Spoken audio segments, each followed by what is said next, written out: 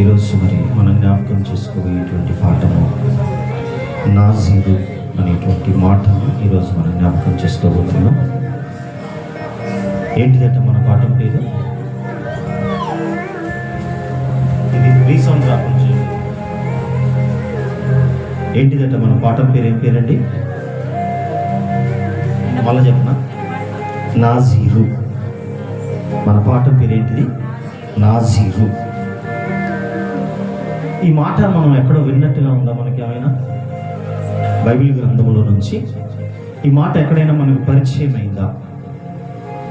అమ్మా నేను అట్టరానా? లేకపోతే వచ్చాను మీ మధ్యలోకి? అమ్మా ఎక్కడైనా ఈ మాట మనకు బైబిల్ గ్రంథంలో నుంచి పరిచయం అయిందా?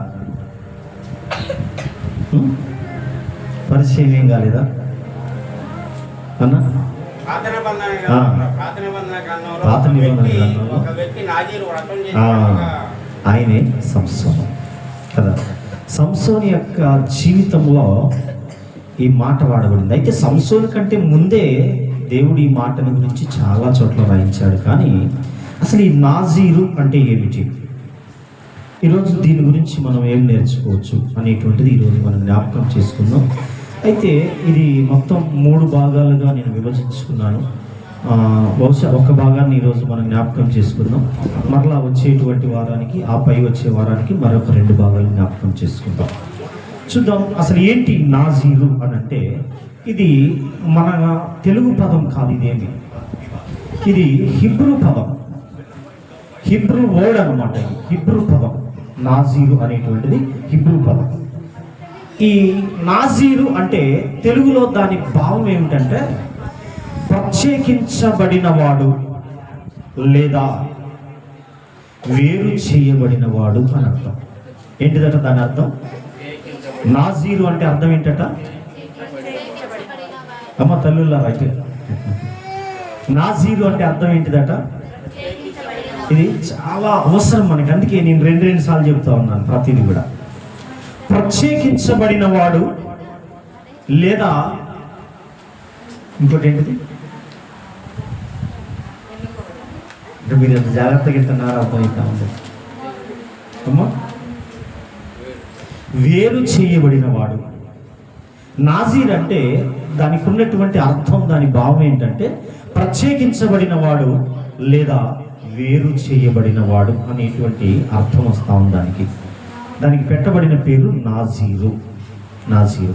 అయితే ఈ నాజీరు చాలామంది ఆనాటి కాలంలో ఇశ్రాయేలీలు ఏం చేశారంటే, యాకోబు తర్వాత వచ్చినటువంటి సంతానం నుంచి ఇశ్రాయేలీలుగా ఎలాగైతే పేరు మార్చబడుతూ వచ్చారో అక్కడ నుంచి చాలామంది తమకు తాముగా నాజీరులుగా దేవుని ఎదుట ఒప్పుకున్నటువంటి వారు ఉన్నారు. అంటే మేము నాజీరు చేయబడినటువంటి వారము అని చెప్పి వారు దేవుని ఎదుట కొంత ఒప్పుకోలు చేసుకునేటువంటి వారు ఉన్నారు. అలాగే స్వయంగా దేవుడే నాజీరు చేసినటువంటి వ్యక్తులు కూడా ఉన్నారు. 2 రకాలైనటువంటి వాళ్ళు ఉన్నారు బైబిల్ గ్రంథంలో. ఒకటి ఏంటంటే తమ్మును తాము నాజీరులుగా చేసుకున్నటువంటి వారు ఉన్నారు. ఇంకొకటి ఏంటంటే దేవుడు స్వయంగా నాజీరులుగా చేసినటువంటి వారు ఉన్నారు. దేవుడు చేసినటువంటి నాజీర్లుగా ఉన్నటువంటి వ్యక్తులు ఎవరంటే 3 వ్యక్తులు కనిపిస్తారు మనకు బైబిల్ గ్రంథంలో. ఒకరు మొదట సంసోను అనేటువంటి వ్యక్తి కనిపిస్తాడు. ఆ తరువాత సమూయేలు అనేటువంటి వ్యక్తి కనిపిస్తాడు. ఆ తరువాత క్రొత్త నిబంధన గ్రంథంలో ఉన్నటువంటి జకర్యా కుమారుడైనటువంటి బాప్తిసం ఇచ్చే యోహాను గారు కనిపిస్తారు. ఈ 3 వ్యక్తులను దేవుడు నాజీరుగా ప్రకటిస్తూ వచ్చారు. ఇక మిగతా చాలా మంది ఉన్నారు. ఇంకా వారు తమకు తాముగా నాజీరులుగా ప్రకటించుకున్నారు. తమకు తాముగా నాజీరులుగా వారుగా చేసుకుంటూ వచ్చారు. ఈ కొద్ది విషయాలు మనం పరిశీలన చేసి అసలు ఏంటి ఈ నాజీర్ అంటే ఏంటి అనే విషయంలోకి వచ్చేద్దాం. చూద్దాం. మొదటిగా ఈ న్యాయాధిపతుల గ్రంథం, సరే సంఖ్యాకాండం, మొదట సంఖ్యాకాండంలోకి వచ్చేద్దాం. సంఖ్యాకాండము 6వ అధ్యాయం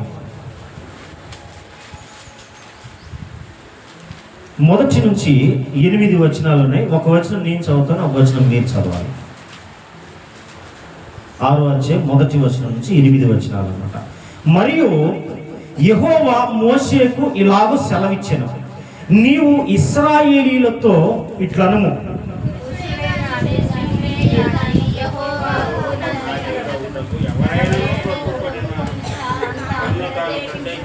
చాలా వాడు ద్రాక్షారస మద్యములను మానవలెను, ద్రాక్షారసపు చిరకనైనను మద్యపు చిరకనైనను త్రాగవలదు, ఏ ద్రాక్షారసమునైనను త్రాగవలదు, పచ్చిది గాని ఎండినవి గాని ద్రాక్ష పండ్లు తినవలదు.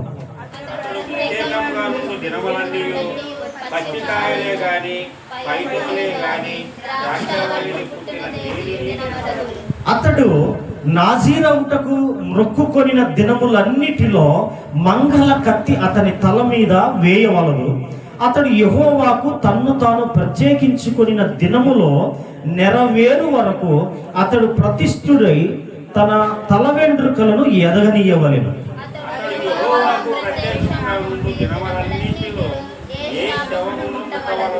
తన దేవునికి మీదు కట్టబడిన తల వెంట్రుకలు అతని తల మీద ఉండును గనుక అతని తండ్రి గాని తల్లి గాని సహోదరుడు గాని సహోదరి గాని చనిపోయినను వారిని బట్టి అతడు తన్ను తాను అపవిత్ర పరచుకొనగలదు.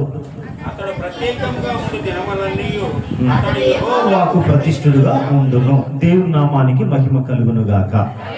ఇది దేవుడు ఇశ్రాయేలీల ప్రజలకు నాజీరుగా ఎవరైతే ఉండాలని అనుకుంటున్నారో, మేము నాజీరులుగా మేము ఉండాలి, నేను ఉంటాను అని ఎవరైతే ఇశ్రాయేలీల ప్రజల్లోంచి ముందుకు వస్తారో వారికి తగినటువంటి జాగ్రత్తలు మోషే ద్వారా ఇశ్రాయేలీలకు తెలియచేయమంటున్నాడు దేవుడు. అంటే నాజీరుగా ఒకవేళ ఎవరైనా ఉండాలని అనుకుంటే, అట్టి మనస్సు కలిగి ఎవరైనా తమను తాము ప్రతిష్ఠించుకోవాలనుకుంటే, తమను తాము ప్రత్యేకపరచుకోవాలనుకుంటే మోషే వారితో నీవు ఇలాగ సెలవి, ఏం సెలవియ్యాలి నాయన అని అంటే, ఎవరైతే నాజీరుగా తమను తాము మొక్కుకున్నారో వారు 3 నియమాలను పాటించాలి. ఏంటి ఆ 3 నియమాలు అని అంటే, అందులో మొదటిది ద్రాక్షారసమునే గాని మద్యమునే గాని త్రాగకూడదు, ఒకటి నియమం. రెండవ నియమం ఏంటి అని అంటే, రెండవ నియమం అట మీరు చెప్పండి ఏంటిదట రెండవ నియమం? తల వెంట్రుకలు కత్తిరించకూడదు, అంటే క్షౌరము చేయించకూడదు. మన లాంగ్వేజ్లో వాడుక భాషలో చెప్పాలంటే నో కటింగ్. కటింగ్ లేదనమాట. ఇక బార్బర్ షాప్కి వెళ్ళే పని లేదట. ఇక 3వ నియమం ఏంటంటే, చచ్చినటువంటి శవమును, అది కూడా ఏ శవమయ్యా, బంధువుల, దూరస్తుల, బేరపీసుల్లా ఎవరై అంటే వాళ్ళు ఎవరు కాదు. ఎవరట? నీ తల్లియే గాని, నీ తండ్రియే గాని, నీ సహోదరుడే గాని, నీ యొక్క చెల్లె గాని, నీ పైనున్నోళ్ళే గాని, వెనకున్నోళ్ళే గాని, నీ ముందు తర్వాత వెనక తర్వాత ఎవరైతే ఉన్నారో నీకంటూ వాళ్ళల్లో ఎవరు చనిపోయినా కూడా ఆ శవమును నీవు ముట్టకూడదు. ఈ 3 నియమాలు దేవుడు సెలవిస్తున్నాడు. మోషే కాదు ఇవి చెప్పింది, దేవుడు మోషేకు చెప్తున్నాడు. ఎవరైతే నాజీరులుగా ఉండాలనుకున్నారో ఆ నాజీరులుగా ఉండాలనుకునేటువంటి వారు ఈ 3 నియమ నిబంధనలను పాటించాలి మోషే. ఇవి నీవు వారికి తెలియచేయి. ఇలా ఉండాలి వాళ్ళు. ద్రాక్షారసం తాగకూడదు, తల వెంట్రుకలు కత్తిరించుకోకూడదు, ఇకపోతే శవమును ముట్టుకోకూడదు, అది ఎవరైనా సరే. ఈ 3 నియమాలు పాటించాలి. నేను నాజీరుగా ఉండాలనుకుంటున్నాను అని ఒకవేళ ఎవరైనా ఈ జనాంగములో నుంచి ముందుకు వచ్చి ప్రకటించినట్లయితే, ప్రతిష్ఠించుకున్నట్లయితే, ఇది వారు ఈ 3 నియమ నిబంధనలను పాటించాలి అని మోషేకు తెలియజేస్తా ఉన్నాడు దేవుడు. ఇది నాజీర్ అంటే, ఇది నాజీర్ అంటే. ఇలా చాలామంది వచ్చారు ముందుకు ఇశ్రాయేలీలోంచి, మేము నాజీరు చేయబడినటువంటి వారు అని చాలామంది వచ్చారు. ఈ మధ్యకాలంలో కూడా అదంటే పాత నిబంధన. ఇప్పుడు న్యూ జనరేషన్లో మీరు కొంతమంది పోస్టల్ అయ్యగారులను చూస్తే ఉంటారు, ఇంత గడ్డ ఉంటుంది, ఇక్కడ దాకా ఎంటికలు ఉంటాయి. కొంతమంది ఉన్నారు, వాళ్ళ పేర్లు నాకు పెద్దగా తెలియదు, కానీ నాకు తెలిసి నేను ఒక ఆయన ఎవరంటే సాధు సుందర్ సింగర్ అని పేరు విన్నాను నేను. బాగా ఇక్కడ దాకా జుట్టు ఇంత గడ్డ ఉండేది. ఈ మధ్య కూడా యోహాను గారని విన్నాను నేను. యోహాను గారు, ఆయన కూడా మొత్తం ఇలా జుట్టు పెంచేసుకొని ఇక్కడ దాకా గడ్డ ఉంటుంది, చాలా ఉంటుంది. మా అసలు కత్తెరేయడు అనమాట ఆయన. అంటే అప్పటి కాలంలోనే కాదు, ఇప్పుడు న్యూ జనరేషన్లో కూడా, ఇప్పుడు ఉన్నటువంటి ప్రస్తుత ఈ యొక్క జనరేషన్, ఈ నాగరికతలో కూడా ఎవరున్నారు? ఇటువంటి నాజీర్లుగా పిలువబడుతున్నటువంటి వారు ఉన్నారు. మా దగ్గర కూడా ఒక ఆయన ఉండేవాడు, మేము ఉన్నటువంటి ప్రాంతంలో దగ్గరలో బాగా పరిచయం ఉన్నటువంటి వ్యక్తి. బాగా ఇక్కడ దాకా పెంచుకొని గడ్డం ఇక్కడ దాకా పెంచుకునేవాడు ఆయన కూడా. ఇప్పుడు లేదు, ఇప్పుడు అంతా నార్మల్ అయిపోయాడు. అయ్యగారు అనమాట. ఈ విధంగా ఉండేటువంటి వాళ్ళు. ఏంటి ఈ ప్రత్యేకత అంటే, మనం కూడా అప్పుడప్పుడు చూస్తూ ఉంటాం, ఏంటరా ఈ చింపిరి చుట్టింది గడ్డ మీద అంటే మొక్కుకున్నా అంటారు కదా. అంటే మీకు ఇంకా బాగా అర్థం కాదని ఇంకా దగ్గరికి వస్తా ఉన్నా. ఏంటరా వాడు అట్లుండేందిరా, వాడి పరిస్థితి ఏందిరా అంటే ఏంటంట, అది మొక్కుబడి చేసుకుంటాడు, దేవుడికి మొక్కుకుండు అంటారు. ఇలా మొక్కుకొని చాలా కాలం తర్వాత ఇక చూసినప్పుడు ఎలా ఉంటాడంటే పిచ్చోళ్ళలా ఉంటాడు. ఆ తర్వాత ఎప్పుడుకో పోయి మళ్ళీ ఫ్రెష్ అయ్యి వస్తూ ఉంటారు కదా. ఇలా మనం అప్పుడప్పుడు చూస్తూ ఉంటాం. అయితే ఇశ్రాయేలీల్లో ఈ విధంగా చాలామంది మేము దేవుని కొరకు ప్రత్యేకంగా ఉండాలనుకుంటున్నాం, దేవుని కొరకు ఒక ప్రత్యేకమైనటువంటి జీవితాన్ని మేము జీవించాలనుకుంటున్నాం అని ఒకవేళ ఎవరైనా ఆ ఆయా కుటుంబాల్లో నుంచి ముందుకు వస్తే వారు ఈ 3 నియమ నిబంధనలను పాటించాలి మోషే అని మోషేకి తగు జాగ్రత్తలు దేవుడు చెప్పాడు. ఇకపోతే ఎవరు చెప్పకుండానే, ఎవరు అడగకుండానే, ఎవరు కోరుకొనకుండానే దేవుడు కొంతమందిని నాజీర్లుగా ప్రకటించాడు. అందులో ప్రకటించబడినటువంటి వారిలో ముగ్గురు ఉన్నారనమాట. ఎవరు ఆ ముగ్గురు అంటే మళ్ళా చెప్తాను నేను. ఎవరంటే ఇందాక చెప్పాను, ఎవరట? ఒకటి సంసోను, రెండవది సమూయేలు, మూడవది బాప్తిసం ఇచ్చు యోహాను. యోహాను అంటే ఆ శిష్యుల్లో యోహాను ఉన్నారు, యోహానులే మొత్తం 4-5 ఉన్నారు కదా. ఇలా బాప్తిసం ఇచ్చేటువంటి యోహాను. ఈ ముగ్గురిని కూడా దేవుడు ప్రత్యేకంగా నాజీరు చేయబడుతూ వచ్చాడు. చూద్దాం. మొదటిగా ఒక వ్యక్తిని జ్ఞాపకం చేసుకుని ముందుకెళ్దాం. సంఖ్యాకాండము 13వ అధ్యాయము 5వ వచనం. సంఖ్యాకాండము 13వ అధ్యాయము 5వ వచనం. సారీ అండి, న్యాయాధిపతులు 13వ అధ్యాయం 5వ వచనం.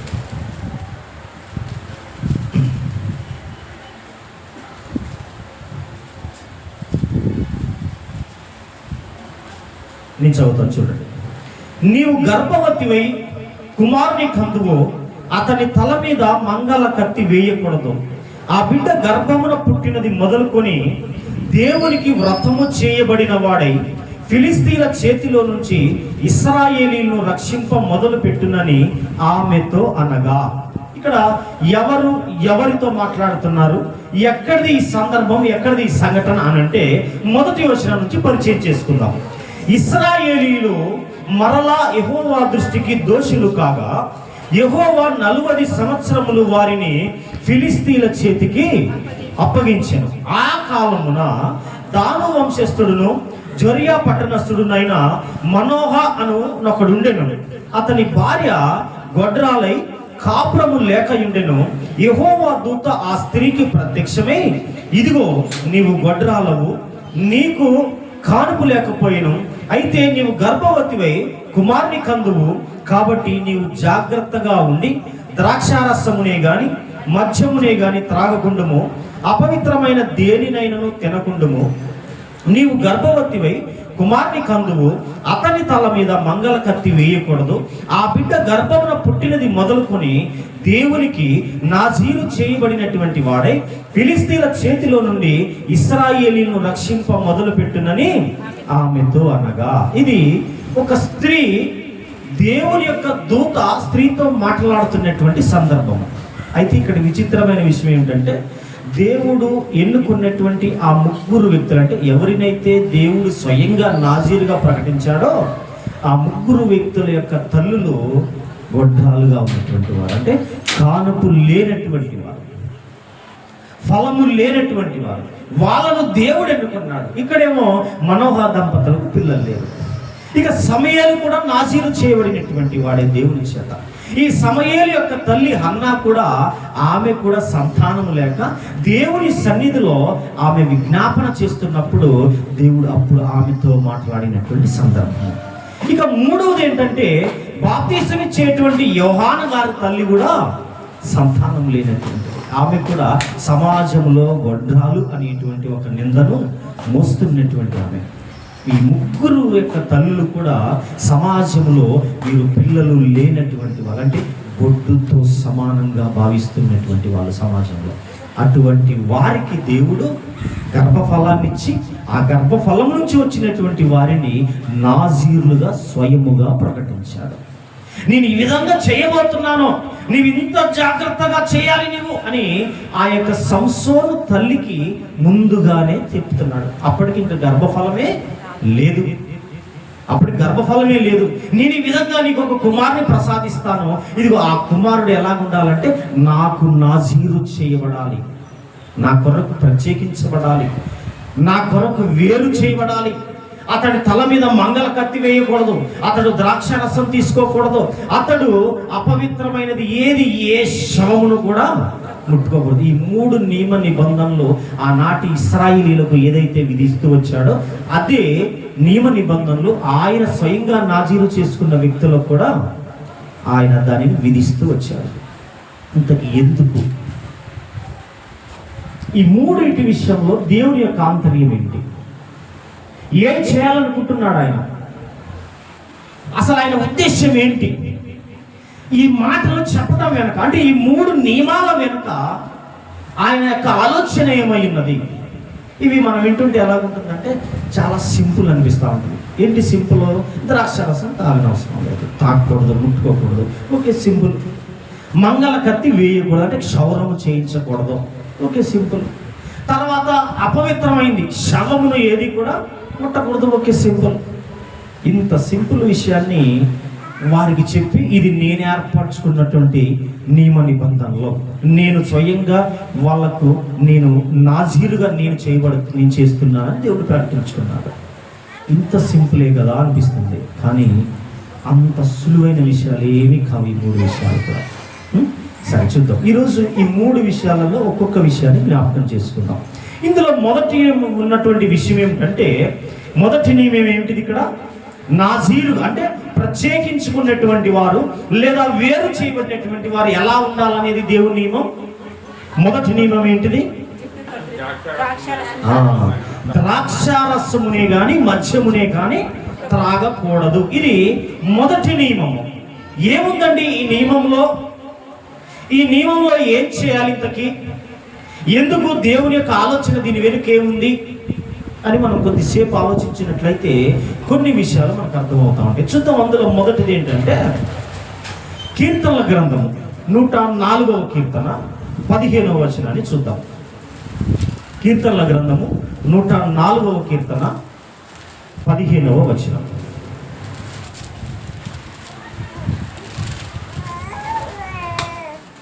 చదవండి తల్లి. 104వ కీర్తన 15వ సంకీర్తన.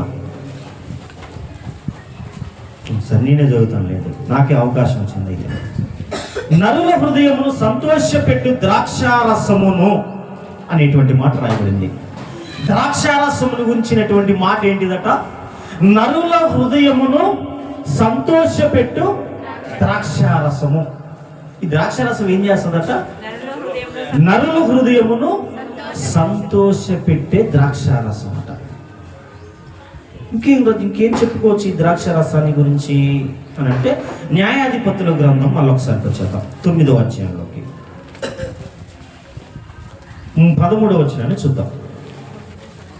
న్యాయాధిపతుల గ్రంథము 9వ అధ్యాయం 13వ వచనం. చదవండి. సంతోషపెట్టు నా ద్రాక్షారసం అంటే మనుష్యులను సంతోషపెట్టేటువంటి ద్రాక్షారసం అట. అలాగే ఇకపోతే ఎస్తేరు గ్రంథం అక్కడ మీరు నోట్ చేసుకుంటే చాలు, మళ్ళీ సమయం సరిపోతుంది, నేను చాలా ఉన్నాయి చెప్పి. ఎస్తేరు గ్రంథం 1వ అధ్యాయము 7వ వచనంలో కూడా ఈ రాజు గారు విందు చేపిస్తూ ఉంటాడు. తన యొక్క రాజనగరంలో వచ్చినటువంటి వారికి విందులో ఏం చేశాడంటే ద్రాక్షారసంను పోసాడు. ఎందుకయ్యా మరి ఆనాటి కాలంలో ద్రాక్షారసం అంత ఫేమస్ అని అంటే, ఆనాటి కాలంలోనట ఎవరైనా ఇప్పుడు మన ఇంటికి ఎవరైనా వచ్చారనుకోండి, సర్వసాధారణంగా ఏం చేస్తామండి మనం? కాలాన్ని బట్టి అయితే ఒకసారి కాఫీ ఇస్తాం, ఒక్కోసారి టీ ఇస్తాం, ఒక్కోసారి ఎండ బాగా ఉందనుకోండి కూల్ డ్రింకే ఇస్తాం. టీ ఇట్లాంటి సీజన్ ఉందనుకోండి టీయో కాఫీయో ఇస్తాం. అంటే అది సాధారణమైనటువంటి మర్యాద. ఇలా దాన్ని తీసుకున్నటువంటి వాళ్ళు కూడా ఏంటంటే వాళ్ళ ఇంటికి పోతే టీకి వస్తారు తెలుసు అంటే ఏంటి, అదొక సంతోషం అంతే, ఏమి లేదు దాంట్లో. అదేది పెద్ద విలువైననో వాల్యుబుల్ అని కాదు, అదొక మర్యాద. ఇకపోతే మనుషుల హృదయాన్ని ఏం చేస్తుంది అది? ఇప్పుడు ఇంటికి పోయారనుకోండి, మంచిగా పోగానే వెంటనే కూర్చోండి అమ్మని చెప్పి కొన్ని మంచి నీళ్ళు ఇచ్చి చక్కటి కాఫీ పెట్టారనుకోండి, హ్యాపీగా కదా. అంటే దానివల్ల ఏమి లేదు, కానీ ఏంటిది అది? నరుల హృదయమును, ఇది ఆ మర్యాద, కొద్ది మర్యాద. కానీ ఆనాటి కాలంలో రాజులు ఎవరైనా సరే విందు చేయాలన్నా కూడా ఆ విందులో ఏం కావాలి? కంపల్సరిగా ఉండాలట ద్రాక్షారసం. ఎందుకండి అని అంటే అది నరుల హృదయమును సంతోషింపజేస్తాం. ఇంకోటి ఏంటో తెలుసా? ఈ ద్రాక్షారసాన్ని ఇంగ్లీష్లో ఏమంటారో తెలుసా? వైన్ అంటారు. అంటే ఏంటి? కొంచెం మత్తుగా కూడా చేస్తారు. అధికంగా తీసుకుంటే ద్రాక్షారసం ఏమవుతుందో తెలుసా? ఈ బాడీ అంతా మత్తెక్కిపోతుంది. అటువంటి పవర్ ఉంది దాంట్లో. దానిని అంతా కూడా ఊరబెట్టి చాలా రోజులు, ఎందుకంటే ఈ ప్రపంచంలో ఏదైనా పండ్ల నుంచి తీయబడినటువంటి రసము సంవత్సరాల కాలంలో నిలవ ఉండేది ఏదైనా ఉందంటే అది కేవలం ద్రాక్ష రసం. దాదాపుగా 15 సంవత్సరాల వరకు నిల్వ ఉంటుంది ఒకసారి ద్రాక్ష రసం చేస్తే. కరెక్ట్గా పర్ఫెక్ట్గా తీస్తే 15 సంవత్సరాలు దాచిపెట్టవచ్చు దాన్ని, అంత పవర్ ఉంది దానికి కదా. ఇలా ఈ ద్రాక్ష రసము మనుషుల నరుల హృదయాన్ని సంతోష పెడుతుంది. అలాగనే ఒకనాటి కాలంలో రాజులు తమ విందులలో వచ్చినటువంటి అతిథులను లేదా సంస్థానాధిపతులు ఇంకా ఎవరైతే అధికారులు ఉన్నారో, ఎవరైతే చక్రవర్తులు వస్తా ఉన్నారో ఆతిథ్యానికి, వారి హృదయాలను సంతోషపెట్టడానికి ద్రాక్షారసాన్ని వాడేటువంటి వాళ్ళు. ఇంకపోతే ద్రాక్షారసం అనగానే మనకు కొత్త నిబంధన గ్రంథంలో కూడా ఒక ఇమాజినేషన్ ఒకటి మనకు వచ్చేస్తుంది. ఏంటిది అది? యేసు ప్రభుల వారు కానాను పెళ్లి విందులు ఏం చేశారు? ఆయన ద్రాక్షారసముగా అంటే అందరినీ సంతోష పెట్టడానికి వారు ద్రాక్షారసం చేశారు. అది అయిపోయింది. ఆ సంతోషము వారిలోంచి వెళ్ళిపోకుండా యేసు ప్రభుల వారు అక్కడ వారి సంతోష పెట్టడానికి ఆయన కూడా ఒక కార్యాన్ని చేయవలసి వచ్చింది అక్కడ. అంటే సో దీని అంతటి వల్ల ఏంటంటే ఈ ద్రాక్షారసం అనేది మనుషుల హృదయాలను సంతోషపెట్టేది. ఆ పెళ్లి విధిలో ఏముందో ఏం లేదో తర్వాత సంగతి, పెళ్లి కొడుకు ఆడుండో పెళ్లి కూతురు ఆడుండో తర్వాత సంగతి, కానీ ఏం కావాలి? వైన్ అయితే కావాలి, వైన్ కావాలి. అందుకే ఈ నరుల హృదయాన్ని సంతోషపెట్టేటువంటిది నీవు తీసుకోకూడదు. ఎవరు తీసుకోకూడదు? ప్రత్యేకించబడినటువంటి వారు ఎవరైతే ఉన్నారో, మోషే ఇశ్రాయేలీయుల్లో ఎవరైనా సరే నేను ప్రత్యేకించుకున్నాను లేదా నేను దేవునికి నాజీరు చేయబడుతున్నానని ఒకవేళ ముందుకు వస్తే వాళ్ళు ఏం చేయకూడదు? మొదటి నియమం ఏంటి? లోకంలో సంతోషపరిచేటువంటి వాటిని వారు అందులో ప్రాముఖ్యమైనది ద్రాక్షారసం కాబట్టి, అదే ప్రాముఖ్యం కాబట్టి అక్కడి నుంచి స్టార్ట్ చేశాడు. ఈ నరుల హృదయాన్ని సంతోషపెట్టే వైన్ ఏదైతే ఉందో ఆ విషయంలో వారు దాన్ని ముట్టుకోకూడదు. ఆ సంతోషము అనేది అది కాదు. నేనిచ్చే సంతోషమై ఉండాలి, నేనే సంతోషమై ఉండాలి. వారి సంతోషానికి కారణం ఏదైనా ఉంది అనంటే అది నేను మాత్రమే అయి ఉండాలనేది దేవుని యొక్క ఉద్దేశము. ఆ నాజీరు చేయబట్టంలో మొదటి యొక్క నియమంలో ఆయనకున్నటువంటి భావార్థం ఏంటంటే నా ద్వారానే సంతోషించాలి. ఎందుకు? యు ఆర్ సపరేటెడ్, నిన్ను ప్రత్యేకించుకున్నాను, నిన్ను వేరు చేసుకున్నాను. నీకంటూ ఏదైనా ఒక సంతోషం ఉంది అనంటే అది నేనిచ్చేదై ఉండాలి, లేదా నేనిస్తే నువ్వు పొందుకునేదై ఉండాలి, లేదా నువ్వు వెళ్ళకి నా దగ్గర నుంచి తీసుకునేదై ఉండాలి. అంతేకాని లోకంలో ఉన్న దానిని నీవు సంతోషముగా మార్చుకోకూడదు. ఇది మొదటి నియమము. అర్థమవుతుందా? మళ్ళా చెప్పాలి అమ్మ, అర్థమైందా అమ్మ? గ్లోరీ అర్థమైందా నాన్న? నేనిచ్చే సంతోషము కాకుండా మీరు లోకంలో ఉన్నటువంటి వాటిని మీకు మీరుగా సంతోషముగా అనుకున్నటువంటి దాని విషయంలో మీరు ఏం చేయాలి? దానిని మీరు స్వీకరించకూడదు. ఇది మొదటి నియమము. చూద్దాం, కొన్ని విషయాలు నేను జ్ఞాపకం చేస్తాను. చూడండి, ద్వితీయోపదేశకాండము 12వ అధ్యాయం, ద్వితీయోపదేశకాండము 12వ అధ్యాయం 18వ వచనం.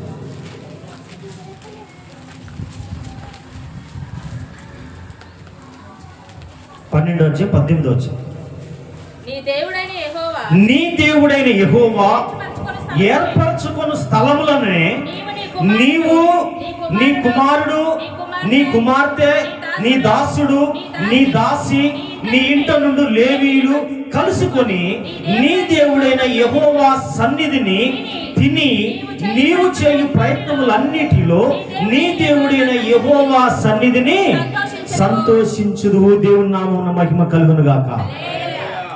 ఎలా రావాలట సంతోషము? చాలాసార్లు మనం ఫ్యామిలీలో కూడా హ్యాపీనెస్ ఉంటుంది. ఎప్పుడు ఉంటుంది అంటే దాదాపుగా ఫ్యామిలీలో హ్యాపీనెస్ ఎప్పుడు ఉంటాం? సాధారణంగా మనం ఆలోచిద్దాం, కామన్గా.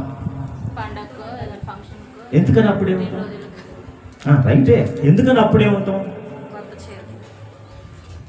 అంతా ఒక దగ్గరికి చేరి ఆ సెలవులు అప్పుడు ఏం చేస్తారు? పిండి వంటలు వండుకోవటం, మంచిగా అన్నం వండుకోవటం, మంచి బిర్యానీలు వండుకోవటం, అంతా కలిసి సహపంక్తి భోజనం. అంటే ఫ్యామిలీ అంతా కలిసి ఏం చేస్తారు? భోజనం చేస్తారు. అంటే దానివల్ల ఆనందం, ఒక ఎంజాయ్మెంట్. దీన్ని ఏం చేశారంటే రాను ఒక స్టైల్లో తీసుకెళ్లారు. ఏంటి? చెట్లలో పోవటం, అంటే మన భాషలో పిక్నిక్ అంటారు, తోటల్లోకి పోవటం అంటారు. అంటే అర్థమైంది మనకి. తోటల్లోకి పోవటం అంటే ఫ్యామిలీ అంతా కలిసి తోటల్లో పోయి చెట్ల కింద ఏం చేస్తారు? ఏదో 4 రాళ్ళు పెట్టుకొని పొయ్యి పెట్టుకొని వండేసుకొని, అదొక హ్యాపీనెస్. దానికోసం ఎక్కడెక్కడికో పోతూ ఉంటుంటారు. ఇంకా కొంతమంది పార్కులకు వెళ్తూ ఉంటారు. పార్కులో కంటే ఇక్కడ పట్టుకొని భోజనాలు ఇంట వండుకొని తీసుకెళ్ళి ఆ పచ్చని ప్రదేశాల్లోకి వెళ్ళి అక్కడ కూర్చొని తింటూ ఉంటుంటారు. ఇంకా కొంతమంది ఉంటుంటారు అప్పుడప్పుడు కార్లు పక్క కాపుకొని రోడ్డు పక్కగా ఒక చెట్టు కింద కూర్చొని తింటారు. అదొక హ్యాపీనెస్. కానీ మీరు ఒకవేళ సంతోషించాలనుకుంటే, నా పిల్లలైతే, నేను ఏర్పరచుకున్నటువంటి వారైతే, నాకు నాజీరు చేయబడినటువంటి వారైతే, మీ సంతోషం ఎలా ఉండాలి? నీ ఇంట పుట్టిన దాసి అయినను, నీ కుమారుడైనను, నీ కుమార్తె అయినను, భార్య, భర్త, నీకు కలిగిన పిల్లలు అంటే ఇద్దరు అక్కడ ఉన్నారు, ఇద్దరు ఇక్కడ ఉన్నారు, అట్లా కాదు. మళ్ళా అట్లాంటి మైనస్ ఇక్కడ ఏం లేవు. ఎంతమంది అయితే దేవుడు నీకు ఇచ్చాడో నీ కుటుంబంలో, అంతమంది కూడా దేవుని సన్నిధిలో ఏం చేయాలట? సంతోషించాలట. దేవుని నామానికి మహిమ కలుగును గాక. ఇది నాజీరు చేయబడినటువంటి వారికి ఉండవలసినటువంటి తీరిది. అంతేగాని ఐ ఆమ్ సపరేటెడ్ పీపుల్ అండి, దేవునికి నేను కూడా నాజీరు చేయబడ్డాను అంటే, మన భాషలో నాజీర్ అంటున్నాను, కానీ మన భాషలో ఏంటో తెలుసా? బాప్తిస్మం అండి. ఇది చివరిలో చెప్పాలి నేను, కానీ మీకు ఏం అర్థం కావట్లేదు ఏమనుకో, నేను ముందుగా రివీల్ చేస్తాను దీన్ని. బాప్తిస్మం ద్వారా మనం ఏమైపోతా ఉన్నాం? అప్పటిదాకా సినిమా హాల్కి వెళ్తాం, అప్పటిదాకా సీరియల్ ముందు కూర్చుంటాం, అప్పటిదాకా అమలక్కల మాటలలోకి వెళ్ళిపోతాం, అప్పటిదాకా స్నేహితులతో తిరుగుతాం, అప్పటిదాకా అన్నీ చేసేస్తాం. ఎప్పుడైతే ఈ బాప్తిస్మం పొందామో ఏం చేయబడుతున్నాం? బాప్తిస్మం ఇచ్చే రోజు అన్న ఇంత పెద్ద లిస్ట్ చెబుతున్నారు తెలుసా మీకు? బాప్తిస్మం ఎందుకు తీసుకోవాలి, ఎలా తీసుకోవాలి, దేని కొరకు తీసుకోవాలి, తీసుకుంటే ఏంటి, తీసుకోకపోతే ఏంటి, తీసుకున్నాక ఎవరు ఎట్టున్నారు, ఎవరు ఎక్కడెక్కడ తీసుకున్నారు, ఎలా ఇచ్చారు, ఇవన్నీ చెప్తున్నారు లేదా? సరే, ఒక్క మాట ప్రశ్న వేస్తాను మీకు. బాప్తిస్మం తీసుకున్నాక ఏం జరుగుతుంది? తీసుకున్నాక ఏం జరుగుతుంది? తీసుకోక ముందు లేనటువంటిది తీసుకున్నాక ఏం జరుగుతుంది? చెల్లి షార్ట్ కట్లో చెబుతుంది. ఏం జరుగుతుందంటే, ఇటు లోకానికి, పాపమునకును, లోకమునకును, లోక సంబంధమైనటువంటి ఆచార సంప్రదాయాలకును, వంశ పారంపర్యమైనటువంటి ప్రతి దానికి ఈ బాప్తిస్మం అనేటువంటి కార్యక్రమం ద్వారా ఏం చేయబడుతున్నాం? మనం వేరు చేయబడతా ఉన్నాం. దేవుని నామానికి మహిమ కలుగుతుంది. ప్రత్యేకించబడతా ఉన్నాం. అంటే ఇక నేను లోకస్తుడును కానిక, నేను లోకములో ఉన్నటువంటి వారి వల్లే నేను కూడా ఉంటాననడానికి లేదు. అక్కడి నుంచి ఏమైపోతా ఉన్నాం? సపరేట్ చేయబడతా ఉన్నాం, విభజింపబడతా ఉన్నాం, మనం ప్రత్యేకించబడతా ఉన్నాం. ఇది బాప్తిస్మము. కానీ ఆనాటి కాలంలో ఎవరైతే తమను తాము నాజీర్లుగా ప్రకటించుకుంటారో వాళ్ళకు మొదటి నియమం ఏంటిది? నీ సంతోషము నేనిచ్చేదై ఉండాలి. ఈ మాట చదువుతా ఉంటే నాకు ఏమనిపించిందంటే, ఇంత స్వార్థపరుడైన దేవుడు సెల్ఫిషా? మా సంతోషం మేము పొందొద్దా? మా ఆనందాన్ని మేము వెతుక్కోవద్దా?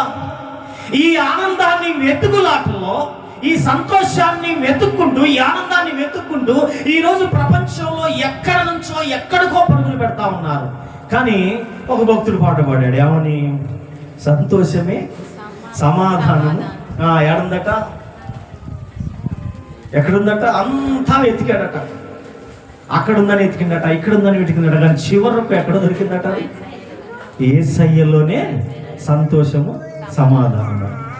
నేను బాగలేక మాటలుగా చెబుతున్నాను, అంతే తేడా. సరే, మరొక మాట చూద్దాం. 16వ అధ్యాయం ద్వితీయోపదేశకాండం 16వ అధ్యాయం 11వ వచనం. అప్పుడు నీవును నీ కుమారుడును నీ కుమార్తెయు నీ దాసుడును నీ దాసీయును నీ గ్రామంలో ఉన్న లేవీయులను నీ మధ్యనున్న పరదేశులను తల్లిదండ్రులు లేని వారును విధవరాండ్రును నీ దేవుడైన యెహోవా నామమునకు నివాస స్థానముగా ఏర్పరచుకుని స్థలమున నీ దేవుడైన యెహోవా సన్నిధిని సంతోషింపవలెను. దేవుని నామానికి మహిమ కలుగునుగాక. ఒక క్రైస్తవుడు బాప్తిస్మము పొందినటువంటి వాడు ఎవరైతే ప్రత్యేకించబడినాను అనుకుంటున్నారో, ఎవరైతే పాపము నుంచి లోకం నుంచి వేరు చేశాడు దేవుడు నన్ను తన రక్తము ద్వారా, రక్తమునకు సాదృశ్యంగా ఉన్నటువంటి దానికి గుర్తుగా బాప్తిస్మం ద్వారా నేను కూడా నాజీరు చేయబడ్డానని ఒకవేళ అనుకుంటేనట, ఎక్కడ సంతోషించాలట? ఎక్కడ సంతోషించాలట? ఆ దేవుని సన్నిధిలోని. ఎలా సంతోషించాలట? ఎలా సంతోషించాలట? నేను చదువుతాను. నీ దేవుడైన యెహోవా తన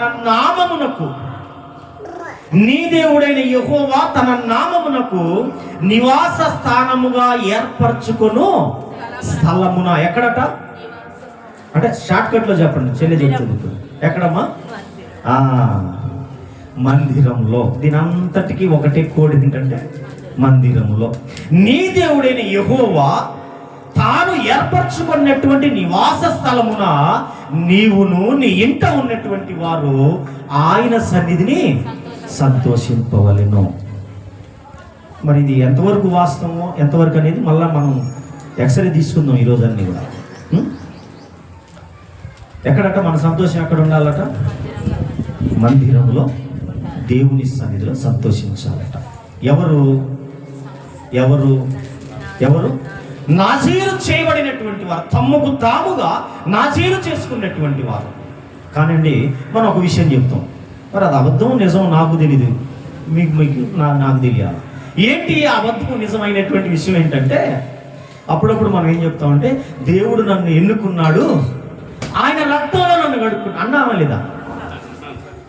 నేను నిన్ను ఏర్పరచుకోలేదు ప్రభా, నీవే నన్ను ఏర్పరచుకున్నావు.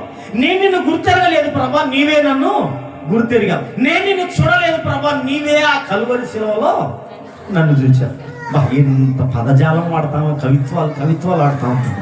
ఒకవేళ ఇదే నిజమైతే ఇప్పుడు ఎవరు నాజీరు చేసినటువంటి వాళ్ళు? మనకి స్వయంగా ఎవరి చేత చేయబడినటువంటి వాళ్ళు? మనం దేవుని చేతే నాజీరు చేయబడినటువంటి వాళ్ళం. ఇప్పుడు ఇశ్రాయేలీలు ఏంటంటే తమకు తాముగా నాజీరు చేసుకున్నారు. ఒకవేళ మనం అనుకున్నటువంటి ఈ కవిత్వాలు ఏదైతే, ఈ పదాలు ఏదైతే ఉన్నాయో, ఒకవేళ అదే నిజమైతే దేవుడే మనల్ని నాజీరుగా చేసినటువంటి వాడు. ఇప్పుడు ఆ నాజీరుగా చేసినటువంటి మొదటి నిబంధనలో ఉన్నటువంటి మాట ఏంటంటే, నీవును నీ ఇంటి వారును ప్రత్యేకించబడినటువంటి నీవు, బాప్తిసం పొందినటువంటి నీవు, లోకానికి పాపానికి వేరు చేయబడినటువంటి నీవు, నీ ఇంట పుట్టినటువంటి వారు ఎక్కడ కనపడాలట?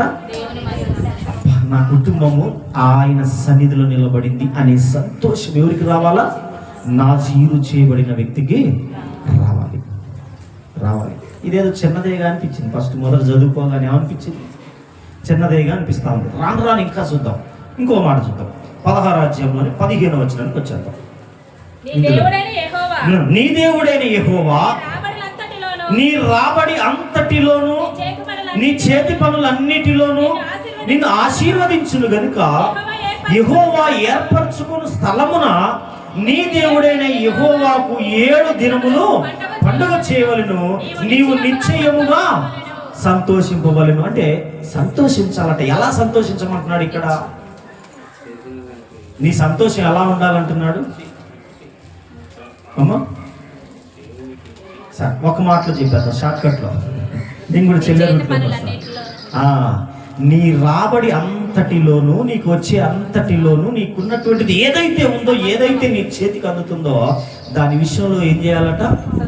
దేవుని సన్నిధికి తీసుకొని వచ్చి ఎంట పెట్టుకోనేమో, బ్యాంకులోనో, ఫోన్పేలోనో, గూగుల్ పేలోనో, ఎక్కడ దేవుని సన్నిధికి తీసుకొని వచ్చి ఆ విషయంలో, ప్రభువా నేను తెచ్చాను నాయన, నీవు నాకు ఇచ్చినటువంటి రాబడిలో, నీవు నాకు ఇచ్చినటువంటి ప్రథమ ఫలంలో, నీవు నాకు ఇచ్చినటువంటి పశువుల మందులో, నీవు నాకు ఇచ్చినటువంటి గర్భఫలంలో నుంచి, నీవు నాకు ఇచ్చినటువంటి కష్టార్జితంలో నుంచి, నీవు నాకు ఇచ్చినటువంటి వ్యాపారంలో నుంచి, నా ఉద్యోగంలో నుంచి నైనా ఇదిగో నా రాబడి అంతటిలో నీకు ప్రథమ ఫలము, నీకు ఏదైతే నేను బాకీ ఉన్నానో ఇగో ఆ అప్పు, ఆ బాకీ నేను తీసుకొని వచ్చాను. ఈ విషయంలో దేవుని సన్నిధిలో ఏం చేయాలట? అంటే తింటే కదా సంతోషం, అవునా కదా? అక్కడ ఉన్నమాట. అంటే ఇన్ని సంతోషాలని పక్కన, ఇన్ని సంతోషాలు ఉన్నాయి అందులో. ఈ విధమైనటువంటి సంతోషం లేదు. కానీ ప్రపంచంలో లోకస్తులు సంతోషాన్ని వెతుక్కుంటున్నటువంటి మాదిరిగా క్రైస్తవులు కూడా సంతోషాన్ని వెతుక్కుంటున్నారు, వెల చెల్లిస్తున్నారు. ఆ సంతోషాన్ని అనుభవించడానికి వెల చెల్లిస్తున్నారు. ఉదాహరణకు నేను చెప్తాను, అంటే మీ సిటీలో ఉన్నాం కాబట్టి ఒక మాట చెప్తాను. ఏంటి అని అంటే, సిటీలో ఉన్నటువంటి వారికి, సాధారణంగా విలేజ్లో ఉన్నటువంటి వారికి ఈ మైండ్ సెట్ ఉండదు. సిటీలో ఉన్నటువంటి వారికి ఏంటంటే, ఇవాళ బిర్యానీ తెచ్చుకుందామా? సిటీలో ఉన్నటువంటి వారికి ఎందుకు? మహాబాధకం. కూరలు కూడా బయట కొనుక్కుంటారు,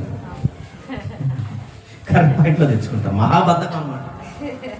ఇవాళ ఏముండదులే కానీ మామ పొద్దున అన్నదిలేండి, అందుకే అంటాను. మళ్ళా ఇవన్నీ నేను చర్చికి పోయి, నువ్వు చర్చికి పోయి, ఇవన్నీ నేను నా వల్ల కాదు, కానీ సాయంత్రం ఏదన్నా బతకరా అంటారు. Okay okay okay. అంటే మన సంతోషం ఎలా ఉంటుంది అని అంటే, తినే దాంట్లో, తాగే దాంట్లో, ధరించుకునే దాంట్లో, వస్త్రంలో, వ్యాపారంలో, ఉద్యోగంలో, లేకపోతే ధరించుకునేటువంటి ఆభరణాల్లో, కాళ్ళకేసుకునే చెప్పుల విషయంలో కూడా. కొత్త చెప్పులు కొనుక్కోగానే మనసు అంతా ఎలా ఉంటుంది? అరే ఈ సంతోషాలు కావు. నీవు ఒకవేళ నాజీరు చేయబడితే నేనిచ్చే సంతోషమై ఉండాలి. నా సన్నిధిలో నువ్వు సంతోషాన్ని అనుభవించాలి. ఎలా అంటే, నేను నీ చేతికి ఇచ్చినటువంటి ఆ కష్టార్జితములో నుంచి వచ్చు రాబడిని నా సన్నిధికి హ్యాపీగా తీసుకొని రా, నేను నిన్ను మెండుగా చేస్తాను. అంటే ఏంటి? రూపాయికి రూపాయి కాదు, అట్టనుకో మాట్లాడాలి. అంటే నువ్వు తెస్తే దీవిత, ఇది కాదు. ఇది ఆయన ఉద్దేశం చెప్తున్నాడు, ఆయన ఉద్దేశం చెప్తున్నాడు. అందుకే సంసోనికి కానీ, ఇశ్రాయేల్లో నుంచి నాజీరు చేయబడుతున్నటువంటి వారికి ఏం చెప్తున్నాడంటే, ద్రాక్షారసము నరుల హృదయాన్ని సంతోషపెడుతుంది. ఇదిగో నరుల హృదయాన్ని సంతోషపెట్టేది కాదు నాజీరు చేయబడటం అంటే. నేనిచ్చే దాంట్లోనే సంతోషం ఉండాలి. నా సన్నిధిలో సంతోషం ఉంది, నా సన్నిధికి రండి, నేను మిమ్మల్ని సంతోషింపచేస్తాను. హ్యాపీగా రండి, హ్యాపీగా రండి అంటున్నాడు. హ్యాపీగా ఎలా రావాలి? ఆయన ఏదైతే ఇచ్చాడో అది పట్టుకొని రావాలి. అంతేగాని దాన్ని దాచుకొని వచ్చి అంటే కుదరదు. మళ్ళీ అది కాదట. హ్యాపీగా ఆయన ఏదైతే మనకి ఇచ్చాడో, మన కష్టాన్ని బట్టి, మన ఉద్యోగాన్ని బట్టి, వ్యాపారాన్ని బట్టి, మనల్ని ప్రేమించి ఇచ్చినటువంటిది సంతానముతో సహా దాన్ని పట్టుకొని దేవుని సన్నిధిలోకి వచ్చి ఏం చేయాలట? నీవిచ్చినవు నాయన, హ్యాపీగా అన్నట. హ్యాపీగా అంటే మన పిల్లలకు మనం పెట్టేటప్పుడు హ్యాపీగా పెడతామా, లేకపోతే కొంచెం ఏదో కుట్ర కలిగి పెడతామా? ఒకవేళ తోడబుట్టిన వాళ్ళు వస్తే కుట్ర ఉంటుంది, అవునా కదా? తోడబుట్టిన వాళ్ళు వస్తే కుట్ర ఉంటుంది. ఎందుకంటే కొద్దిగా ముక్క దంచి పెడతాం. అదే మన కడుపును పుట్టిన వాళ్ళకైతే ఎలా పెడతాం? వాళ్ళు తర్వాత తినొచ్చలే, మనం అలా వెనుక్కుందాం అని ఉన్నది కూడా ఏం పెడతాం? ఊడిసి పెడతాం కదా. ఉన్నది కూడా ఊడిసి పెడతాం. కొంతమంది అంటారు, దీనికి సామెత ఏమంటారంటే, వా నోట్లోంచి తీసి పెడతారు రా అంటారు కదా, కడుపులోంచి తీసి పెడతారు. ఇట్లాంటి మాటలు మాట్లాడతాం. అంటే ఏంటి? హ్యాపీనెస్ అది. అంటే నువ్వు ఎలా పెడుతున్నావు అన్నది, నీ సంతోషాన్ని నువ్వేం చేస్తున్నావు? వ్యక్తపరుస్తున్నావు. దేవుని సన్నిధిలో కూడా నీవు అలాగ చేయమంటున్నాడు దేవుడు. నీవు ఎలాగైతే నీ గర్భమున పుట్టినటువంటి పిల్లలకు దాచి దాచకుండా నీ కడుపులో ఉన్న తీసి ఎలాగైతే ప్రేమతో హ్యాపీగా పెడతా ఉన్నావో, ఒక సంతోషమైనటువంటి హృదయంతో వారు తీసుకుంటుంటే నీవు ఎలాగైతే ఆనందిస్తున్నావో, నా సన్నిధికి అలా వచ్చి చూడు. ఆ సంతోషం నేను చూడాలి. అంతేగాని ద్రాక్షారసంతోనో, మద్యముతోనో, టీవీలతోనో, వాటితోనో, వీటితోనో, ఆభరణాలతోనో, వస్త్రాలతోనో, లేకపోతే ఇంకెక్కడో పచ్చిక బయలులో భోజనం చేసేటువంటి చెట్ల కింద వండుకొని తినేటువంటి ఈ సంతోషం కాదురా బాబు. ఇక నేనిచ్చే సంతోషము ఒకవేళ నువ్వు నాజీరు చేయబడితే, ఈ సంతోషాన్ని నేను చూడాలనుకుంటున్నాను. ఈ సంతోషాన్ని నీవు అనుభవించాలి. ఇది దేవుని యొక్క ఉద్దేశం. దాని భావం ఇదంతా. మరొక మాట చూద్దాం. 26వ అధ్యాయం ద్వితీయోపదేశకాండం 26వ అధ్యాయం 10వ వచనం చూద్దాం. 10-11 వచనాలు.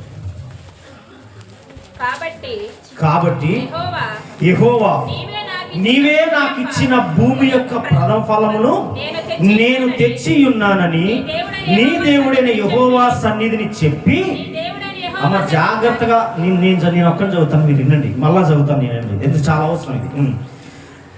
కాబట్టి యెహోవా నీవే నాకు ఇచ్చిన భూమి యొక్క ప్రథమ ఫలములను నేను తెచ్చి ఉన్నానని నీ దేవుడైన యెహోవా సన్నిధిని చెప్పి, నీ దేవుడైన యెహోవా సన్నిధిని దానిని పెట్టి, నీ దేవుడైన యెహోవా సన్నిధిని నమస్కారం చేసి, నీకును నీ ఇంటి వారికి నీ దేవుడైన యెహోవా దయచేసిన మేలంతటి విషయము నీవును లేవీయులను నీ దేశంలో ఉన్న పరదేశులను సంతోషింపవలెను. దేవుని నామానికి మహిమ కలుగును గాక.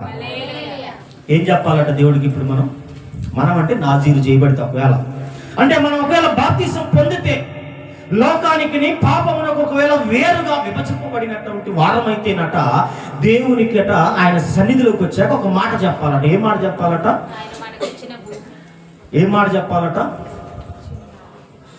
నాయన మందిరంలోకి వచ్చాక ప్రైజ్ లార్డ్ బ్రదర్ అంటానికంటే ముందు, వందనాలమ్మ అని అంటానికంటే ముందు నువ్వు దేవునికి ఒక మాట చెప్పాలి. ఏమని చెప్పాలి అని అంటే, నాయన నీవిచ్చినటువంటి దానిలో నుంచి నేను నీ సన్నిధికి తెచ్చి ఉన్నాను అని చెప్పాలట.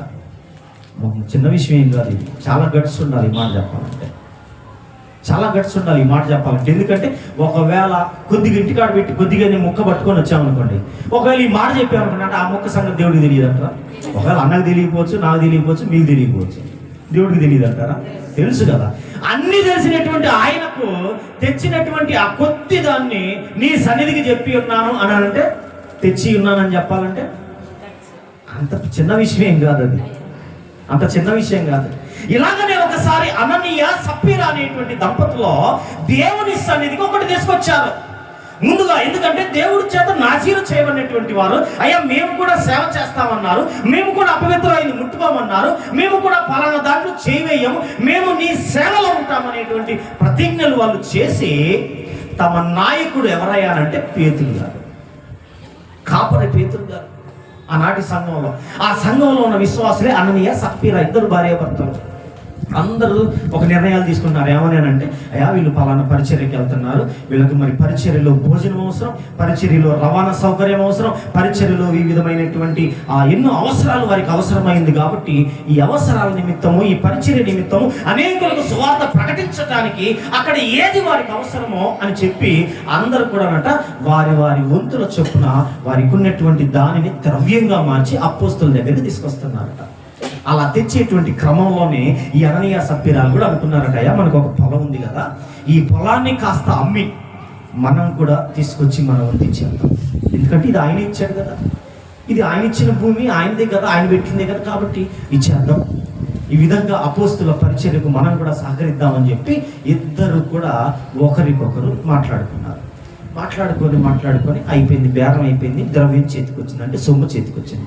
సొమ్ము చేతికి వచ్చాక ఇప్పుడు ఇద్దరిలో ఒక ఆలోచన వచ్చింది. ఏంటంటే, మొత్తం ఇచ్చేస్తే రేపటి రోజు నీకే జ్వరం తగ్గుతుంది, మళ్ళీ ఉన్నాడు కదా అంటే నీకు అర్థం కావటానికి అట్టంటాను.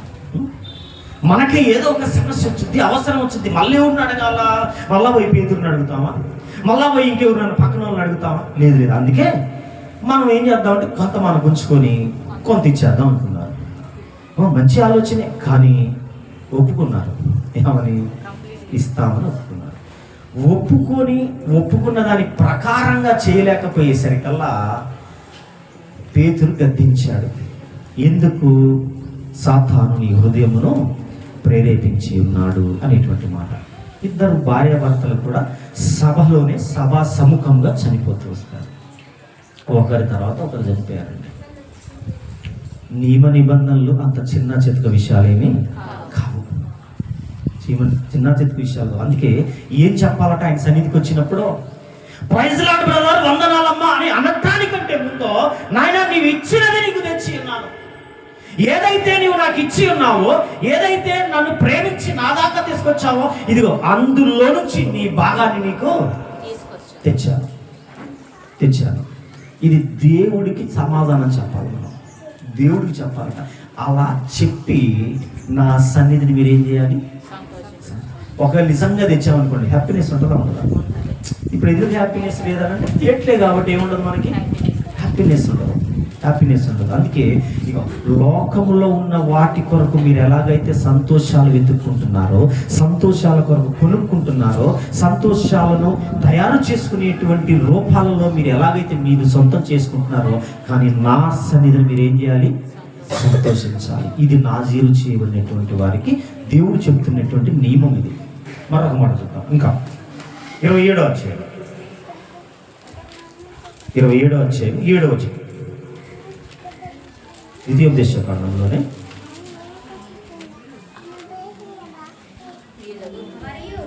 మరియు నీవు సమాధాన బలులు అర్పించి అక్కడ భోజనము చేసి నీ దేవుడైన యెహోవా సన్నిధిని సంతోషింపవలెను. దేవుని నామానికి మహిమ కలుగును గాక. ఏం చేయాలటమ్మా? ఎలా సంతోషించాలట? అక్కడున్నమాట, నీవు సమాధాన బలులు అర్పించి అన్నాడు. మరి ఆనాటి కాలంలో దేవుని మందిరానికి వచ్చినప్పుడు వాళ్ళు ఏం చేసేవాళ్ళంటే గొర్రె పిల్లను కానీ, గువ్వ పిల్లను కానీ, మేక పిల్లను కానీ, ఇలా మంచి శ్రేష్టమైన దానిని తీసుకొని వచ్చి ఆ యొక్క మందిరానికి ముందుగా ఉన్నటువంటి యాజకుని చేతిలో పెడితే ఆ యాజకుడు దానిని బలిపీఠం మీద బలర్పించేవాళ్ళు. వాళ్ళు ఆ విధంగా మందిరంలోకి వచ్చేవాళ్ళు. సో ఇప్పుడు ఆ ప్రాసెస్ లేదు, ఇప్పుడు ఆ క్రమం లేదు. ఇప్పుడున్న క్రమం ఏంటంటే, ఈ యొక్క పశువుకు బదులుగా, ఈ గొర్రె పిల్లకు బదులుగా, ఆ పాప పరిహారార్థానికి బదులుగా ఎవరు బలయ్యారు?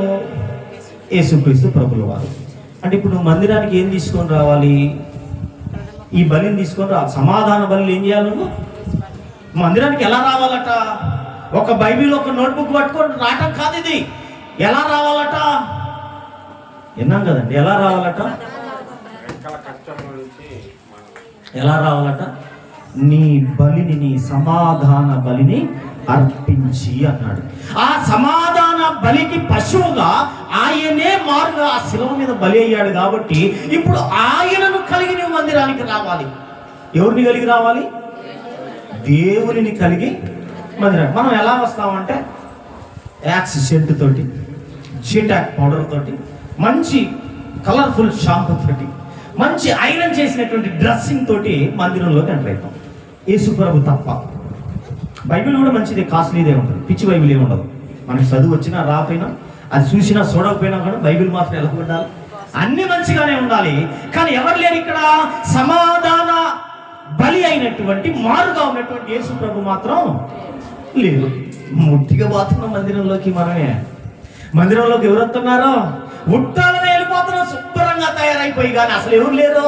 ఈ శుభ్రతకు కారణమైనటువంటి, ఈ పాపానికి విరుగుడైనటువంటి, పాపం నుంచి విముక్తి చేసినటువంటి, పాపం నుంచి పవిత్రుడు చేసినటువంటి యేసు ప్రభుల వారు మాత్రం, ఈ సమాధాన బలి మాత్రం లేదు. అంటే ఎలా సంతోషించాలట? ఎలా సంతోషించాలి? ఇక ఆ సమాధాన బలిని కలిగి నీవు మందిరంలోకి వచ్చి నా సన్నిధిని నీవు సంతోషించాలి. ఎలా సంతోషించమంటున్నాడు? కానీ మన సంతోషాలన్నీ కూడా రూపాయలలో, ఆభరణాలలో, వస్త్రాలలో, వస్తువులలో, వాహనాలలో, స్థలాలలో, వివిధమైనటువంటి రూపాలలో ఈరోజు సంతోషాన్ని తయారు చేసుకున్నాం, వెతుక్కుంటున్నాం. కానీ దేవుడు అలా చెప్పట్లేదు. నేనిచ్చే సంతోషమే నీకుండాలి. అది నాజీరు చేయబడటం అంటే, అది బాప్తిసం పొందినటువంటి వారికి, అది ప్రత్యేకించబడినటువంటి వారైతే, అది విభజింపబడినటువంటి వారైతే. సరే, టక్ ఒక 3 విషయాలు చూసుకొని ముగించుకుందాం. సమూయేలు మొదటి గ్రంథం, వదిలే తీమాకండి, నేను చెప్తాను. అక్కడ ఏముందంటే సమూయేలు మొదటి గ్రంథం 2వ వచనంలో ఏముంటుందంటే, ఆ యొక్క హన్నా కూడా ఎలా ఉండాలి, నీకు కుమారుని ప్రసాదిస్తాను, నువ్వు ఎలా ఉండాలనేటువంటి విషయాలు కనిపిస్తూ ఉంటాయి. ఇకపోతే కీర్తన గ్రంథం 40లోకి వచ్చేద్దాం. 16వ వచనం, కీర్తన గ్రంథం 40వ కీర్తన 16వ సంకీర్తన. నిన్ను వెదకు వారందరూ నిన్ను గూర్చి ఉత్సాహించుదురుగాక, ఉల్లసింతురుగాక. నీ రక్షణను ప్రేమించు వారు యెహోవా మహిమపరచబడును గాక అని నిత్యము చెప్పుకొందురు గాక. దేవుని నామానికి మహిమ కలుగును గాక. ఏంటిదటండి ఇక్కడ? ఏంటిదట? నిన్ను వెదకు వారందరూ సంతోషించి నిన్ను బట్టి ఉల్లసింతురుగాక. అంటే ఇప్పుడు ఆయన్ని వెతికితేనట దేన్ని బట్టి ఉల్లసిస్తామట? మనం ఆయన్ని బట్టే ఉల్లసిస్తాం. చాలా సింపుల్ మ్యాటర్ కదా. కానీ ఈరోజు మనకు ఉల్లాసం వస్తుంది, సంతోషం వస్తుంది అంటే దేని ద్వారా వస్తుందండి? ఒక లోన్ వస్తే వస్తుంది. మీకు తెలుసు, జాగ్రత్తగా కట్టే తర్వాత సంగతి. ఒక లోన్ వస్తే వచ్చేస్తుంది. ఒక బహుమతి, ఫంక్షన్కి వెళ్తాం, మంచి భోజనం పెట్టాలి, బహుమానం కూడా. మళ్ళీ మంచి భోజనం పెట్టి గిఫ్ట్ ఇవ్వకపోతే పోయి అసలు ఆమె బాగాలేదు, ఆమె భోజనం బాగాలేదు, ఏది బాగాలేదు, తర్వాతకు వచ్చే మాట అది. అంటే ఏం కావాలి? మనకు వచ్చేటువంటి బహుమతులు కానీ, మనకు వచ్చేటువంటి ఏదైనా ద్రవ్య రూపం కానీ, ధన రూపం కానీ, ఏదైనా సరే మన దగ్గరకు వచ్చినప్పుడు దేన్ని బట్టి ఉల్లసిస్తున్నాం? మనం వాటిని బట్టి ఉల్లసిస్తున్నాం. కానీ ఇక్కడ దేవుడట నీ యొక్క ఉల్లాసం ఎలా ఉండాలంటున్నాడు? నన్ను వెదకుటను బట్టి, మీరు నన్ను వెదకుటను బట్టి. మరొకసారి చదవండి, చాలా బాగుంటుంది. నిన్ను వెదకు వారందరూ. ఎవరెవరు ఎతికారంటే ఆయన్ని? ఎవరెవరు ఎతికారు మనకు తెలుసు. ఒకసారి ఇమాజినేషన్ చేద్దాం. దేవుణ్ణి ఎవరెవరు ఎతికారు? ఎవరెవరు ఎతికారు? దానియేలు చూద్దాం, షడ్రక్ మిషక్ చూద్దాం, ఇంకా చాలా మంది ఉన్నారు. ఇలా వాళ్ళ విషయంలో చూసుకుంటే దానియేలుకు ఒక మంచి ఆఫర్ వచ్చింది. ఏం ఆఫర్ వచ్చింది అని అంటే, ఆయన కలభావాలు ఇవన్నీ చెప్పగలడు కాబట్టి అన్ని చెప్పేశాడు. అక్కడ నుంచి ఆయన క్యాడర్ మారిపోయింది, ఆయన స్టేటస్ మారిపోయింది. స్టేటస్ మారిపోయిన తర్వాత అప్పటిదాకా ఖైదీలు ఉండేటువంటి గదుల్లో ఉండేటువంటి వాడు, బానిసలు ఉండేటువంటి గదులలో ఉండేటువంటి వాడు, అక్కడ నుంచి ఎక్కడికి మార్చబడ్డాడు అని అంటే, రాజు దగ్గర పనిచేస్తున్నటువంటి ప్రముఖులకు ఎలాగైతే ఒక ప్రత్యేకమైనటువంటి సపరేటెడ్ క్వార్టర్స్ ఇస్తారో ఆ క్వార్టర్స్లోకి వెళ్ళిపోయాడు. ఈ క్వార్టర్స్లోకి వెళ్ళిపోయిన తర్వాత కూడా ఏం చేస్తున్నాడు? క్వార్టర్స్ ఇచ్చాడని ఉల్లసింపట్లేదు, లేకపోతే నా క్యాడర్ మారిందని ఉల్లసించట్లేదు. ఎలా ఉల్లసిస్తున్నాడు? యెరూషలేము తట్టు కిటికీలు తెరచి ఏం చేస్తున్నాడట? ఆయన ఉల్లాసం దీంట్లో ఉంది. దేవుని వెతకటంలో ఆయన ఉల్లాసం ఉంది. దేవుని వైపు తిరిగి ఆయనను స్తుతించటంలో, ఆయన కొరకు ఆయన నామము నా ప్రార్థన చేయటంలో ఆయనకు ఉల్లాసం ఉంది. అక్కడ వెతుకుతున్నాడండి ఆయన, అక్కడ వెతుకుతున్నాడు. అప్పటికే వచ్చారు చాలా మంది కుట్రబని వచ్చారు. దానియేలుని గమనిస్తున్నారు, వాచ్ చేస్తూ ఆయన చూడగానే ఏం చేస్తున్నారట?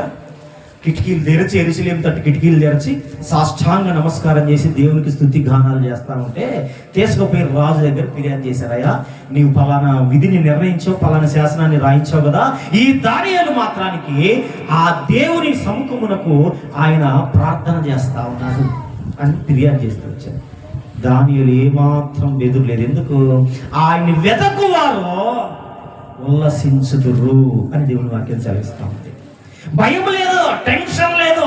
ఈరోజు చాలా విషయాల్లో ఒక క్రైస్తవుడైంది కూడా ఎందుకు భయము, టెన్షన్కి లోనవుతున్నామంటే దేవుణ్ణి వెతకే స్టేటస్ మనకి లేదు, వెతికే స్థితి క్రైస్తవ్యానికి లేదు.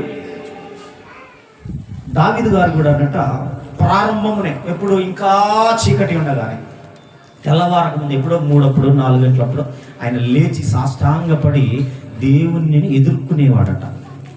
అంటే ఏంటి? వెతకేవాడట. నాతో మాట్లాడు బ్రదర్, నాతో మాట్లాడు. నువ్వు మాట్లాడితే ఏంటట? చెప్పండి, పాట పాడుతున్నా. నువ్వు మాట్లాడితే చెప్పండి, నీవు మాట్లాడితే నా ప్రాణం నిలబడుద్ది, నీవు మాట్లాడితే నాకు ధైర్యం వస్తుంది. ఎప్పుడు వెతికితే ఇవన్నీ దావీదు ఆ విధంగా దేవుని వెతికాడు. దానియేలు ఆ విధంగా దేవుని వెతికాడు. కానీ ఈరోజు నాజీరుకు మారుగా బాప్తిసం పొందినటువంటి క్రైస్తవుడు దేవుని వెతికే స్థితిలో లేడు. కాబట్టి ఏమైపోతున్నాడు? ఉల్లసించేటువంటి స్థితి లేదు. దేవుని వెతికితే దావీదు ఏం చెప్పాడు తెలుసా? నా చుట్టూ 10,000 మంది దండెత్తి నా చుట్టూ మోహరించినా నేను భయపడను. దేవుని నామానికి మహిమ కలుగునుగా. ఇంకా ఆయన రాజుగా ఉన్నాడు కాబట్టి ఆయన వర్షన్లో అలా చెప్పాడు. నా చుట్టూ, అదే మన వర్షన్ అయితే ఎంతమంది వచ్చి నా చుట్టూ మోహరించినా, నన్ను అవమానించేవాళ్ళు కానీ లేదా నన్ను గేలి చేసేవాళ్ళు కానీ ఎవరైనా సరే వచ్చినా నేను ఎప్పుడు వెతికితే, ఆయన్ని వెతికినటువంటి వారు ఎలా ఉంటారు? ఉల్లసిస్తారట. అంటే ఉల్లాసానికి మారుగా ఏంటంటే ధైర్యముగా నిలబడతారు. నాజీరు చేయబడినటువంటి వారికి ఉండేటువంటిది. మరొక మాట చివరిగా చూస్తే 67వ అధ్యాయం 43వ అధ్యాయం కీర్తనల గ్రంథంలోనే 43వ కీర్తన 4వ సంకీర్తన. అప్పుడు నేను దేవుని బలిపీఠము నొద్దకు నాకు ఆనంద సంతోషములో కలుగచేయు దేవుని యొద్దకు చేరుదును. ఎక్కడున్నాయట ఆనంద సంతోషాలు? ఆనంద సంతోషములు ఎక్కడున్నాయట? బలిపీఠమునొద్ద ఉన్నాయట. మరి బలిపీఠం అంటే ఏంటిదండి? మందిరంలో రాగానే ఈ టేబుల్ ఇదేనా బలిపీఠం అంటే? మరి ఏందంటున్నారు? ఏంటిదమ్మా బలిపీఠం అంటే? బలిపీఠం అంటే ఏంటిది? మా అన్నయ్య ఒక మాట చెబుతూ ఉండేవాడు. ఏంటంటే ఇట్లాంటిది పట్ట చిన్నగా, ఇందులో సగమే ఉంటుంది. రెడ్ కార్పెట్లో సగం ఉంటుంది అన్నమాట. అంటే మన కాళ్ళ పట్ట దుడుచుకుంటాం కదా, దాంట్లో 2 అంత ఉంటుంది. దానిని ఎప్పుడు చుట్టి దానికి ఇంకొక కవర్ చుట్టి ఎప్పుడు దాచిపెడతా ఉండేవాడు. నేను అంత భద్రంగా దాస్తున్నారు నరేంద్రబాబు దీన్ని అనుకునేవాడిని. అది దేనికి వాడేవాడు అంటే దాన్ని చుట్ట మంచిగా ఇప్పదీసి అలా పరిచి శుభ్రంగా ఊడ్చి దాన్ని పరిచి అక్కడ మొక్కలు వేసేవాడు. ఏంటని అంటే ఇది నా బలిపీఠం. అంటే ఇది నేను తీస్తుంటే అపవాది గడగడలాడిపోతాయి. ఇది నేను దీనిని తీసుకుంటా ఉంటుంటే సాతాను శక్తులు పారిపోతా ఉంటాయి. ఇది నా బలిపీఠము. అది ఏ స్థలం ఉన్నా కానీ అది నేను తీసుకొని వెళ్ళిపోతాను. నా ఇంట ఉందా నేను దాన్ని బలిపీఠంగా మార్చుకుంటాను. ఎక్కడికైనా వెళ్ళానా ఒక బ్యాగులో పెట్టుకొని వెళ్ళిపోతాను అక్కడ. దీనికి మీకు గుర్తుగా ముస్లిం సహోదరులు అప్పుడప్పుడు చూస్తాం. ఏం చేస్తారు తెలుసా? నువ్వు ట్రైన్లో ఉండు, బస్ స్టాండ్లో ఉండి, ఎక్కడైనా ఉండు, పూర్తి వచ్చే టయానికి ఏం చేస్తారు? వాళ్ళ దగ్గర ఒకటి ఉంటుంది, ఇంత తీస్తారు, ఇంతే ఉంటుంది, మడత మడిచి తీగానే ఇంత అక్కడ వేసి దాని మీద ఏం చేస్తారు? నమాజ్ చేస్తారు. ఇది బలిపీఠం అంటే. ఇది బలిపీఠం అంటే ఈరోజు ఈ బలిపీఠం నీ ఇంట ఉందా? నీ ఇంట ఉందా? నీవు ఎలా సంతోషిస్తున్నావు? నీ కుటుంబంతో, నీ పిల్లలతో, నీ భోజన పదార్థాలతో, నీ వస్తువులతో, వస్త్రాలతో, వాహనాలతో నీవు సంతోషిస్తున్నావు. కానీ ఎప్పుడైనా నీ బలిపీఠాన్ని బట్టి సంతోషించావా? అసలు బలిపీఠం అనేది ఉందా? నువ్వు నాజీరు చేయబడ్డావువేనా? అంటే నా భాషలో చెప్పాలంటే నువ్వు అసలు మనిషివేనా? ఒకవేళ మగాడివైతే నువ్వు మగాడివేనా? ఒకవేళ ఆడవాళ్ళైతే మీరు ఆడాలేనా? అంటే నా భాషలో అయితే, అదే దేవుడైతే నీవు అసలు బాప్తిసం పొందిన వారేనా? నాజీరు చేయబడిన వారేనా?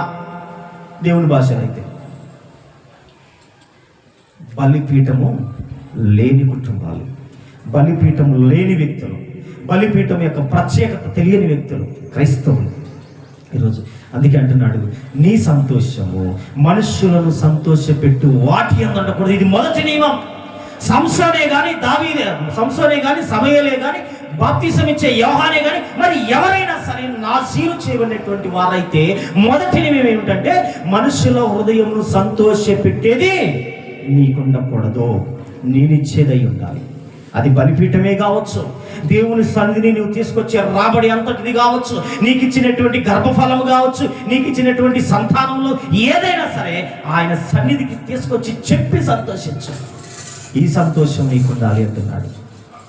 ఈ సంతోషం నీకుండాలి. మరొక మాట చూద్దాం. 67 కీర్తనలు త్వరగా 67 4వ సంకీర్తన 67వ కీర్తన 4వ సంకీర్తన. జనులు సంతోషించుచు ఉత్సాహధ్వనిని చేయునుగాక. చాలమ్మా, ఏంటిదట? జనులు సంతోషించుచు ఉత్సాహధ్వని చేయునుగాక. ఉత్సాహధ్వని చేయునుగాక అంటే ఉత్సాహధ్వని అంటే మీకు తెలుసలేదు. ఎగ్జామ్స్ అయిపోగానే బస్సులలో పేపర్లు వేసుకుంటా గోలగా పోతుంటారా లేదా? అప్పుడప్పుడు కొంతమంది పోకిరీలు ముగ్గురు బైక్ మీద ఉండి అని అరుచుకుంటా ఎల్ల వేసుకుంటా పోతారా లేదా? ఒక డీజే వస్తుందంటే ఒక్కొక్కరు గోలలు, కేకలు, ఈలలు, కేరింతలు, పిచ్చి పట్టిన వాళ్ళలాగా, దెయ్యాలు పట్టిన వాళ్ళలాగా ఎగురుతున్నారా లేదా? దాన్ని ఏమంటారు? ఏదన్నా కానీ ఉత్సాహధ్వని అంటారు కదా. ఉత్సాహంలో చేసే శబ్దం అన్నమాట. ఉత్సాహ ప్లస్ ధ్వని, ఉత్సాహధ్వని. ఈ ఉత్సాహధ్వని గురించి ఆయన మాట్లాడుతున్నాడు. ఏమని అంటే జనులు సంతోషించుచు ఉత్సాహధ్వని చేయునుగాక. మరి ఇప్పుడు నాజీరు చేయబడినటువంటి వాడు ఎక్కడ సంతోషించాలి? దేవుని సన్నిధిలో. ఎలా సంతోషించాలి? ఆయన ఇచ్చిన కర్మఫలాన్ని బట్టి. ఎప్పుడెప్పుడు సంతోషించాలి? ఆయన సన్నిధికి వచ్చినప్పుడల్లా సంతోషించాలి. ఇంకా ఎలా సంతోషించాలి?